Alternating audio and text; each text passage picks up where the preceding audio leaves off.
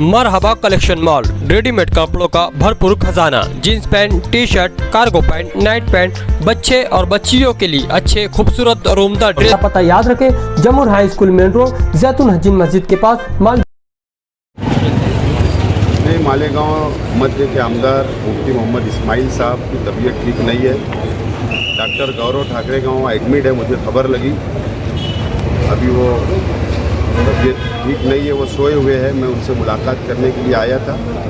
सियासत एक अलग चीज़ होती है और इंसानियत एक अलग चीज़ होती है, रिलेशन ताल्लुकात एक अलग चीज़ होती है। हमारे शहर के एमएलए हैं, शहर के आलिम हैं। इसके लिए कि इंसानियत के नाते जब मेरे वालिद शेख रशीद साहब की तबीयत ख़राब थी, वो एडमिट थे, तो मुफ्ती इस्माइल साहब भी उनको देखने के लिए आए थे।